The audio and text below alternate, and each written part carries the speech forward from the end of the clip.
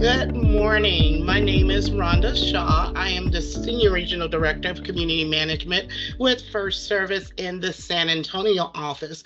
We welcome each of you today, and we want to take this opportunity to discuss some HOA management as it relates to the legislative session for 2023.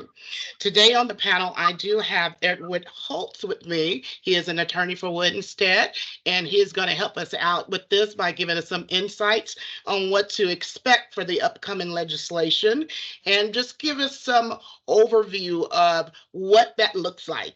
Edward, welcome. Thank you so much, Rhonda. I appreciate it. I actually go by Teddy, but I answer to Edward. I answer to Theodore, even though that's not my real name. I answer to Tedward. Whatever you want to call me, I'm fine with. Okay, sounds good. So moving on, can you just kind of give me just an update or overview on the 2023 legislative session? What is it made up of? What happens? Can you give me an overview on that? Sure. So just from a governmental perspective, a legislative perspective, every 2 years in Texas, we have a session that starts in, I believe, about January, February or so, and then bills are introduced in both chambers of the legislature, which there is a House and a Senate, and bills can be introduced in either, and then they are discussed, amended. They go into committees in both chambers. The language can be altered. It could even be significantly altered to, render ineffective some things as far as our industry is concerned. But then the last thing that happens is the engrossment. So a bill is, or I'm sorry, enrollment of the bill. So that will be a bill is passed by both chambers. The language is agreed on, and then it is sent to the governor's desk to either be accepted and signed by the governor, not signed, which then it also becomes effective law, or the governor has the chance to veto, and that will be the deadline for that is June 18th of this year.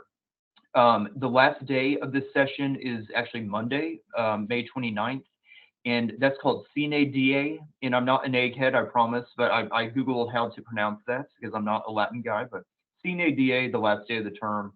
And it basically just means that anything as of today, and we're recording on Friday, May 26th, pretty much things are clear now, what bills are going to be passed, what bills will become law, barring some very extraordinary circumstances. So we do certainly have a clear path forward as what this legislative session looks like for kind of across the board, but certainly with respect to the laws affecting POAs and condos. All right, Teddy, thank you for that. Can you tell me if there are any bills that we discussed the bills and those that died, but are there any that we need to be worried about that may populate in future legislations? Yes, and in addition to the chicken bill, which I think we'll certainly see again, it's been attempted in a lot of legislative sessions in the past, as well as a heavy effort this time. What we also saw and what TLAC was zoned in on, a couple more that I'd like to discuss. First has to do with a common area use that was actually a companion bill on this one, House Bill 2450, Senate Bill 468, that would have amended Chapter 202. And it would have said that an association cannot enforce a covenant that either prohibits or restricts an owner from peacefully assembling or meeting with POA members, residents, or their invitees or guests at property owned or maintained by a POA or owned in common by POA members, inviting guest speakers, including public officials and candidates for public office without prior approval by the POA, and then regulating and restricting the content of the property owner's or resident's speech. So as you can see, it just, and to be fair, there were carve-outs as well for that one, but really just kind of the ones we see for other things, other statutes in our industry for threats to public health or safety, law violations, or ones that contain language, graphics, displays that are patently offensive. But the effect of such a bill would be, pretty consequential, because taking that power away from the association to regulate what happens on its private property, pretty significant. So allowing for owners to invite any sort of speakers, which could be, I mean, it's I don't want make it akin to a college campus and saying they can, have firebrand speakers, but that's kind of taking it to the extreme and saying you could have protests, you could have owners out in arms, up in force about it.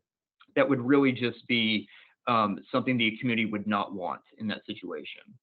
And then also that component of regulating the content of an owner's or resident's speech, that is basically just putting the First Amendment protections that are afforded to folks in a government context to those in a nonprofit corporation context, like we see with our associations. So no carve outs as to what that would look like. Can the association just allow anyone to talk at a meeting and say what they have to say? I mean, it just would be very, very messy as far as implementation would have gone. So very excited, glad to see that was defeated, but something we need to be mindful of moving forward. So yeah, what one bill that we see that affects the condo associations vastly is going to be that Senate Bill 1588 cleanup.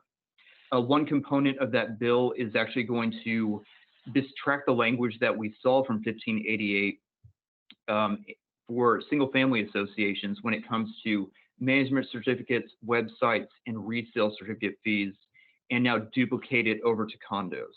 So exactly what it says now and what will be the case for condos moving forward are it will require condos of at least 60 units to have publicly accessible websites with the documents recorded. And for our management company folks, or even for self-managed associations, just making sure you have that website operative with the documents accessible to the members who, either through a login process or publicly.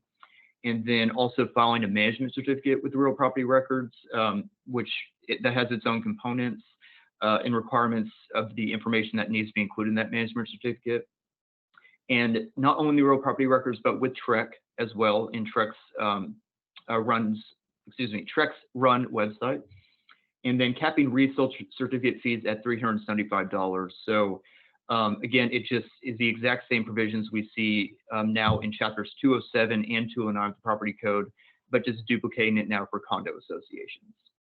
Okay, and one more that we have affecting our industry is one that would have affected chapter 202 of the property code. So both our single family associations and our condos.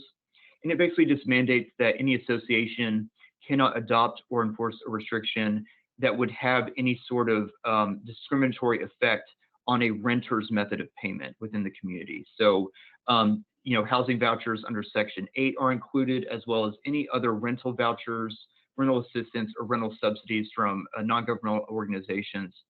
Any method of payment is going to be acceptable moving forward.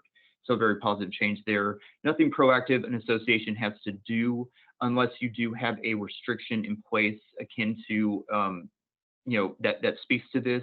And I would just say in that instance, if it's in your leasing policy, certainly you can amend that to take it out. But if it's in your restrictions, just no longer enforceable. And that does it. I mean, those are really the big hot button ones, the ones that either have achieved that enrolled status or that are soon to be, either today or by Monday will achieve it. Okay, that's great to know. Can you tell me, do the legislators consider the cost of implementation and enforcement?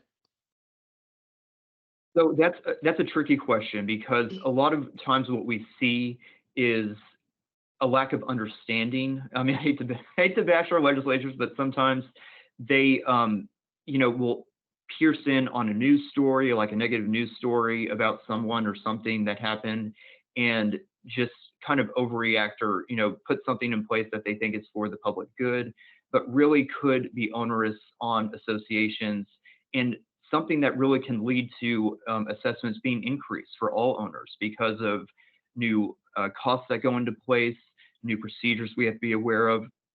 So it's almost like we all think we're doing good. We being the legislature, our elected representatives think they're doing good for the industry, but it's something that can really be borne financially the brunt of by our owners. So it's a double-edged sword in a lot of ways. Thanks so much for that. Well, guys, we want to thank each and every one of you for attending today. Teddy Again, thank you so much for walking us through the 2023 legislative session. Now, we will be following up on the legislative session with a printout or a handout that will be sent out to each of you who are in attendance today, so that you will know what topics we actually discussed today. It's going to be a little bit more broader and detailed in conversation as it relates to each one of those bills. Also, after we have established what bills have been passed for the legislation, we will do a brief synopsis of that, and that will also come out at a future date once those bills have officially passed, so everybody is aware of what's going to go forward in 2024. Thanks again for attending.